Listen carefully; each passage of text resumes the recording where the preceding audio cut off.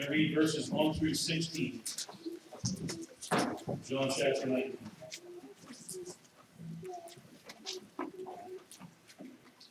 Then Pilate took Jesus and had him flogged. The soldiers twisted together a crown of thorns and put it on his head.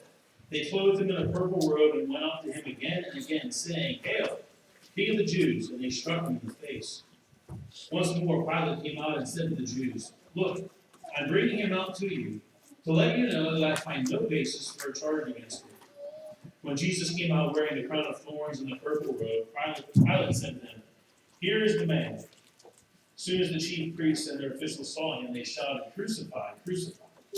But Pilate answered, "Take him and crucify him. As for me, I find no basis for a charge against him." The Jews insisted, "We have a law, and according to the law, he must die because he claimed to be the Son of God."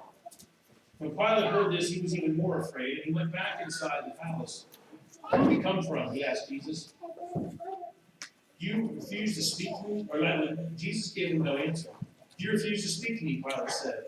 "Don't you realize I have power either to free you or to crucify you?" Jesus answered, "You would have no power over me if it weren't given to you from above. Therefore the one who handed me over to you is guilty of a greater sin." From then on, Pilate tried to set Jesus free, but the Jews kept shouting, "If you let this man go, you are no friend of Caesar. Anyone who claims to be a king opposes Caesar." When Pilate heard this, he brought Jesus out and sat down in the judge's seat at the place known as the Stone Pavement, which in Aramaic is Gabbatha. It was the day of preparation of Passover week, about the 6th hour. "Here is your king," Pilate said to the Jews. But they shouted, take him away, crucify him." "Shall I crucify your king?" Pilate asked. "We have no king but Caesar," the chief priest answered. Finally, Pilate handed him over to them to be crucified. Over the past couple weeks, I've been mentioning the creeds that the church has used over the years to reinforce what we believe. Now, next Sunday, we're going to be reciting what is known as the Apostles' Creed before we take communion. And that might be familiar to you, it may not be. If it's not, it'll get familiar to you. Some of you, I'm sure, probably memorized that when you were teenagers. It states clearly and succinctly what we believe as Christians. It also reflects the contentious issues of the day. And by the day, I mean years ago when it was 10. You'll notice the Apostles' Creed and most of the other church creeds that it states we believe that Jesus Christ was born of the Virgin Mary and then jumps right to suffer under Pontius Pilate. That's a pretty big jump because Jesus lived about 33 years here on this earth. We can read in the Bible all about his ministry, all the things that he did. John even tells us later that Jesus did many other things as well. And if every one of them were written down, he says, I suppose, even the whole world won't have enough room for the books that would be written. So that's a lot of stuff. Yet in the creeds, they say nothing about Jesus' earthly life. Born of Virgin Mary, suffered under Pontius Pilate. Kind of like your headstone. Year you were born, dash. The year you died. Not much else. Unless you got a clever slogan up there. And so it's simply because the controversies that led to the creeds didn't have anything to do with Jesus' earthly life, but rather they had everything to do with how he was born and how he died, the circumstances under which he entered the world, and the circumstances under which he left it. Very controversial. And the other week I talked about how he was conceived and born of the Virgin Mary. Last week we talked about his nature being that of a servant. And today we skip from Christmas to Good Friday. It's not the most pleasant jump to make because we love celebrating the baby in the manger. That's just fun. It's easy to get excited about a baby being born. We do that. We got to do that last week. We did it again this week. There's babies being born. It requires a different level of understanding to get from the manger to the cross. That's what has to happen for us to understand what Jesus is all about. And according to the creed and according to the scriptures, Jesus suffered under Pontius Pilate. He was crucified, dead, and buried. That sounds a little bit redundant, but it really isn't. It really isn't. We read in today's passage what happened to Jesus at the hands of a Roman leader named Pontius Pilate. The guy's so famous he gets his name in all the major creeds. For doing something he probably didn't really want to do. But the final part of Jesus' life begins back in John 18. I couldn't quite read all of John 18 and all of John 19. But in John 18, when Jesus is arrested, and he's brought to a Jewish leader named Annas.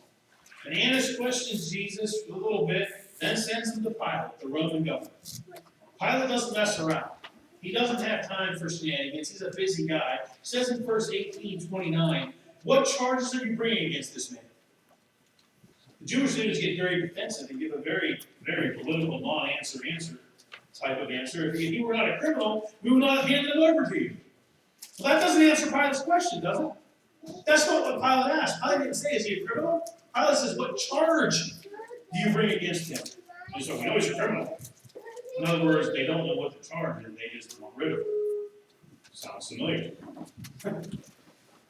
So Pilate tells them to take care of their own business and judge it by their own law, which the Jews cop out and say, we can't execute anybody. Well, now we're getting somewhere.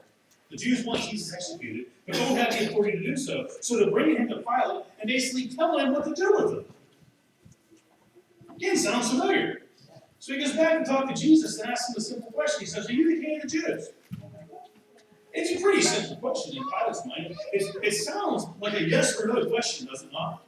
And the last thing that I like when I ask a yes or no question is something other than yes or no. I don't usually care what the answer is. I'm asking the question because I want you to tell me yes or no. If you don't say yes or no, it's just frustrating. So Pilate was already kind of frustrated. And so, but Jesus throws a monkey wrench into Pilate's question by asking a question in return. And Jesus says, is that your idea, or did others talk to you about it? If Pilate was confused, he's beyond confused now. So he says, am I a Jew? Pilate's like, I really don't care. You Jewish people are driving me nuts. That's the price of fame for being in charge of that part of the world. He says, it was your people and your chief priest who handed you over to me. What is it you've done? See, Pilate's trying to figure out, what did you do? What are they accusing you of? Now try to put yourself in Pilate's shoes. This guy, Jesus, is supposedly their king, yet they want him to die. Pilate can only presume they must have done something horrible. Right? Why else would somebody want somebody to die? I mean, don't just make that stuff up. Then Jesus says something that just probably blows Pilate's mind. He says, my kingdom is not of this world. He says some other stuff, and he says, my kingdom is from another place. So Pilate says, so you are a king then? Yeah, again, he's confused. Jesus says, you're right to say that I'm a king. In fact, for this reason I was born. And for this reason I came into the world to testify to the truth. Everyone on the side of truth listens to me. And it's at this point that Pilate asks one of the most profound questions ever. When he says, what is truth? He sees he's trying to figure things out. Pilate was never closer to the truth in his life, literally talking to Jesus face to face. And he is nothing but confused. Nothing but confused. NBC. Nothing but confused.